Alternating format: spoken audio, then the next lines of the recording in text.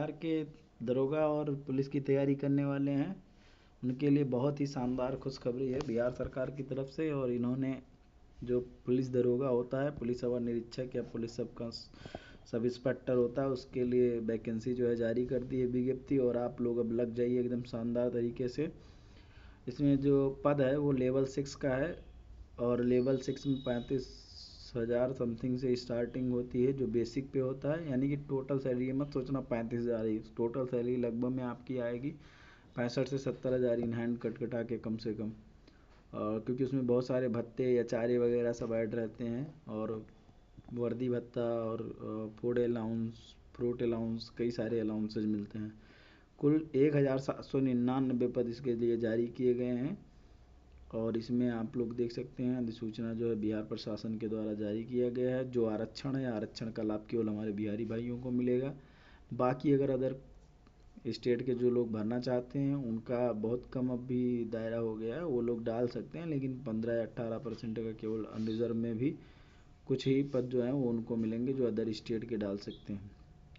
कह रहा है कि नागरिकता के लिए इंडियन सिटीजन होना चाहिए, चाहे महिला हो, पुरुष हो या थर्ड जेंडर हो, वो भी डाल सकते हैं। थर्ड जेंडर में अगर हम बात करें तो पिछली बार एक थर्ड जेंडर थे, उनका बिहार पुलिस में हुआ भी था। और मेहनत जो है वो किसी के बाप की बभूती नहीं है और जो चाहे वो आसानी से कर सकता है। और अभ्यर्थियों की शैक्षणिक योग्यता के बारे में बात करें तो 1/8/2025 तक, यानी कि अगस्त तक आपका जो है वो स्नातक की डिग्री आपकी पूरी हो गई हो। नहीं तो उसके बाद अगर आपका पूरा हो रहा है तो आपको फिर उसमें काउंट नहीं किया जाएगा। उम्र सीमा जो है 1/8/2025 के आधार पर की जाएगी। और कह रहा है कि जो दिनांक 1/8/2024 को सरकार द्वारा अधिकतम उम्र सीमा धारित करते हैं वह भी उम्र सीमा के आधार पर आवेदन कर सकते हैं, तो कुछ छूट भी है उसमें। अभ्यर्थियों की उम्र जो है 1/8/2025 में मतलब उसके आधार पर लिया जाएगा। अनारक्षित कोटि के जो पुरुष हैं उनके लिए न्यूनतम 20 साल और अधिकतम 37 साल, महिलाओं के लिए 20 साल और 40 साल। जो पिछड़ा गए उसमें 20 से 40 साल यानी कि 3 साल की उनकी छूट है। जो SC ST हैं उनको अधिकतम उम्र में 5 साल की छूट है। बाकी जो बिहार सरकार में हैं उनको भी 5 साल की छूट दी गई है, लेकिन जिन्होंने 3 साल की कम से कम सर्विस पूरी कर ली हो, जो एक्स सर्विसमैन हैं उन्हें भी 3 साल की छूट दी गई है, लेकिन 57 साल से ज़्यादा उनकी एज ना हो। ठीक है। और ये सब जन्म तिथि की गणना जो है आपके हाई स्कूल के मार्कशीट के आधार पर की जाएगी।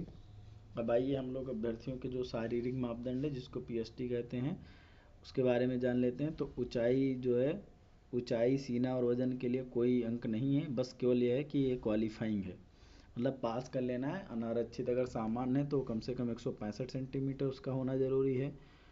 और जो OBC SC या ST के लिए उनको 160 सेंटीमीटर और सभी महिलाओं की न्यूनतम ऊंचाई जो है 155 सेंटीमीटर होना चाहिए। सीना जो है वो जनरल और OBC का 81 सेंटीमीटर होना चाहिए पुरुष का, और फुलाने के बाद 86 यानी कि 5 सेंटीमीटर का फुला होना चाहिए। SC और ST पुरुषों के लिए बिना फुलाए जो है 79 और फुला करके 84 और 5 सेंटीमीटर का जो अंतर है वो होना चाहिए। महिलाओं का जो सीना है वो चेस्ट नापा नहीं जाता है। वजन सभी वर्गों की महिला जो है वो कम से कम 48 किलोग्राम हो, यानी कि जो महिलाओं का वेट कम है वो खा पी के एकदम दबा के अपना वेट बढ़ाए रहें। किन्नर, कोथी, हिजड़ा या जो थर्ड जेंडर उनके शारीरिक मापदंड और शारीरिक दक्षता का मापदंड पिछड़े वर्ग की महिलाओं के समान होगा, यानी कि जो भी थर्ड जेंडर वगैरह के रहेंगे उनका जो OBC है OBC के बराबर उनको भी महिलाओं के आरक्षण मिलेगा, महिलाओं के, ना कि पुरुषों के। नियुक्ति की प्रक्रिया की अगर हम बात करते हैं तो एक लिखित प्रतियोगी परीक्षा होगी जो पहले 2 चरणों में होगी। पहले प्रारंभिक होगा, फिर मुख्य परीक्षा होगी। तो प्रारंभिक परीक्षा में 200 अंकों का एक पत्र होगा जिसमें टोटल 100 प्रश्न आएंगे और परीक्षा 2 घंटे की होगी, जिसमें सामान्य ज्ञान, करंट अफेयर से 30% से कम अंक, लेकिन उसमें जो प्राप्त करेगा उसको पास नहीं किया जाएगा, लेकिन 30% से ज़्यादा है फिर कट ऑफ के अंदर आ जा रहे हैं तो 20 गुना जो है जितनी वैकेंसी, यानी कि लगभग में 1799 यानी कि 18 दूना 36, लगभग में 36 के आसपास जो है 36,000 के आसपास लोगों को पास किया जाएगा। तो आप ये सुनिश्चित करें कि आपका प्रारंभिक में जो है आसानी से हो जाए, इसलिए अपना मेहनत करते रहें, क्योंकि ये इसकी गणना जो है फिर नामलाइजेशन होगा अगर कई शिफ्ट में पेपर होगा। इसके बाद में द्वितीय चरण में मुख्य परीक्षा होगी। मुख्य परीक्षा भी 200 अंकों की होगी जिसमें सामान्य, हिंदी 2 घंटे का होगा, जिसमें 100 प्रश्न होंगे और न्यूनतम जो है कम से कम 30% पाना अनिवार्य होगा, नहीं तो उनको क्या है कि अयोग्य घोषित कर दिया जाए। लेकिन जो सामान्य हिंदी है उसका अंक जो है वो मेरिट में नहीं जोड़ा जाएगा, केवल पास होना ज़रूरी है। तो मेन आपका समझ लीजिए केवल सेकेंड पेपर है, जिसमें जीएस है, सामान्य ज्ञान है, नागरिक शास्त्र है, इतिहास, भूगोल, गणित और मानसिक योग्यता है, और ये 200 नंबर का होगा और इसमें 100 प्रश्न रहेंगे और इनके 2 घंटे में पेपर होगा, और ये डिसाइड करेगा कि आप फाइनल मेरिट में जा रहे हैं या नहीं जा रहे हैं। जब दोनों चरणों की परीक्षा होगी उसमें गलत उत्तर के लिए 0.2 अंक काट लिया जाएगा अगर आपका गलत होगा, और अगर सही होगा तो आपको पूर्ण अंक मिलेंगे, यानी कि बहुत कम ही है वो है, ठीक है, अच्छी चीज़ है।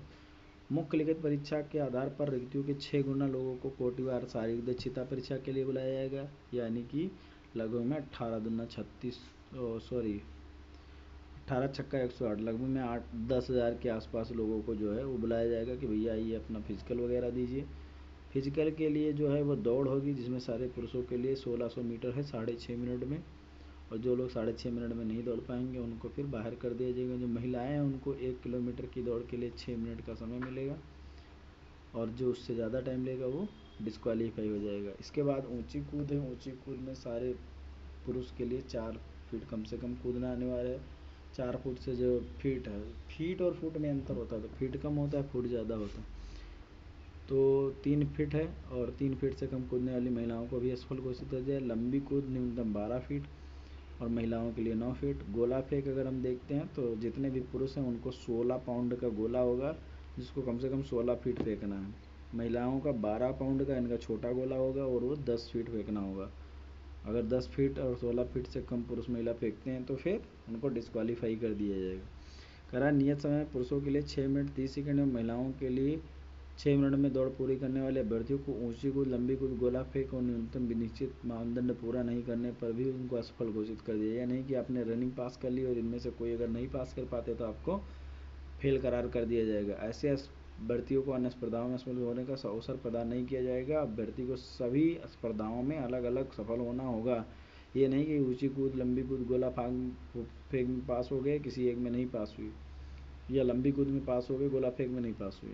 तो इस बात का ध्यान रखेंगे, सारे क्वालिफाइंग है और सारे यहाँ पे आप पहले से करके अपना देख लेंगे, और 3-3 मौके दिए जाएंगे। जैसे मान लीजिए एक बार ऊंची कूद कूदे नहीं कूद पाए, दोबारा कूदे नहीं कूद पाए, तिबारा कूदे कूद गए, या पहली बार में ही कूद गए, तो बस ओके, कोई कुछ दिक्कत ही नहीं है।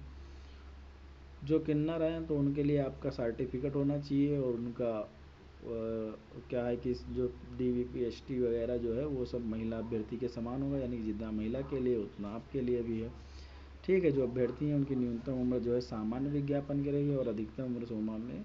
इसमें एज में जो है वो SC ST के समान दिया गया है, लेकिन जैसे महिला OBC के समान जो है केवल फिजिकल में दिया गया है, ठीक है।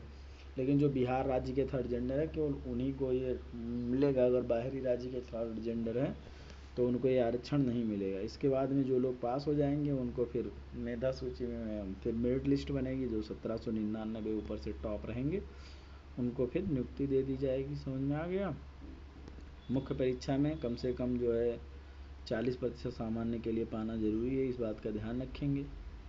और फिर कह रहा है अंतिम रूप से चयनित अभ्यर्थियों की अनुशंसा बिहार पुलिस सेवा नगर सेवा आयोग द्वारा संबंधित नियुक्ति हेतु भेजी जाएगी। भाई साहब इसके बाद सीधे आपके पास कॉल लेटर आएगा कि आइए सर आप सब इंस्पेक्टर के रूप में ज्वाइन करिए, अपना ट्रेनिंग वगैरह करिए, ठीक है। एकदम शानदार मज़े के साथ फिर ज़िंदगी अपनी गुजरनी है।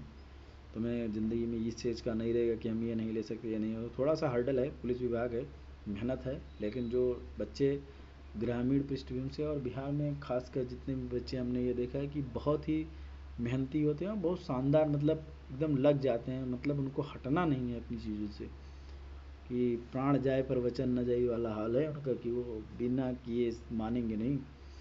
और इसमें देख लेते हैं कि जो SC हैं उसमें 210 पद हैं, अनुसूचित जाति हैं उनके 15 हैं, OBC के 273, सॉरी अत्यंत पिछड़ा तो उनके 273, पिछड़ा वर्ग के 222, पिछड़ा वर्ग की महिला के लिए 42, अनरिजर्व में 850 है, आर्थिक रूप से कमजोर वर्ग के लिए 180 है, ट्रांसजेंडर के साथ है, टोटल 1799 पद हैं। आरक्षण का आपने बता ही दिया कि आरक्षण केवल और केवल उनको मिलेगा जो बिहार राज्य के निवासी हैं। हाँ, एक बात का और ध्यान रखेंगे, बिहार वगैरह में से थोड़ा सा ये है कि बहुत लोग बहकाने फुसलाने वाले आ जाते हैं कि पैसा ले लो, ये है वो है, और ये करके ऐसे हो जाएगा, तो इसके चक्कर में ना पड़ो, अपने पढ़ाई पे ध्यान दो, नहीं तो तुम्हारी ज़िंदगी वो लोग मटिया मेट कर देंगे। बहुत सारे लोगों का ऐसा काम होता है कि वो यही करवे करते हैं, फोर्जरी करेंगे और सोचेंगे चलो इनका ये कर दें। उनके लिए तुम एक सिंपल से टास्क के तरीके से तुम अपने मेहनत से पास होगे, कहेंगे हाँ हाँ हमने पास करा दी, हमने ये करा दी। तो इन सब चीज़ों में नहीं फंसना है, ईमानदारी से मेहनत करके शानदार तरीके से एकदम लग जाना है, और फिर चीज़ें अच्छे से आपकी हो जाएंगी। नियुक्ति प्राधिकारी जो है पुलिस अवर निरीक्षक के लिए, जो प्राधिकारी है वो डीआईजी होते हैं, और डीआईजी ये उनका करते हैं, जो कांस्टेबल होते हैं उनका कप्तान करते हैं। तो इसका मतलब ये होता है कि आपको जो अधिकारी हटा रहा है उससे नीचे आपको जल्दी कोई, सॉरी, जो आपको ज्वाइनिंग दे रहा है उससे नीचे आपको कोई हटा नहीं सकता। उन सब चीज़ के बाद में आपका चिकित्सीय जांच, चरित्र और पूर्व सत्यापन वगैरह होगा, फिर ये सारी चीज़ें हैं। और ऑनलाइन प्रक्रिया में आपको 100 रुपया जो है वो फीस जो है सभी वर्ग कोड की, पुरुष महिला एवं थर्ड जेंडर के लिए आवेदन का 100 रुपया है, और उससे ज़्यादा नहीं है। तो ये चीज़ एक बहुत अच्छी रखी कि 100 रुपया केवल शुल्क रखा है। ईमेल आईडी वगैरह बना लेंगे, जो जैसा अपना कहा गया है कि पासवर्ड, ईमेल और ये सब अपना करके आप अपना फॉर्म जो है अभी जल्दी जल्दी, जैसे जितनी जल्दी अपना सर्टिफिकेट वगैरह बन जाए आप लोग करवा दीजिए। तो ये इतनी सूचना थी। तो हमें लगता है कि आई होप कि इसमें से कई लोग जो हैं वो इसके लिए सेलेक्ट होंगे। धन्यवाद, जय हिंद। आपको जल्दी ही वर्दी में देखने का मौका मिले।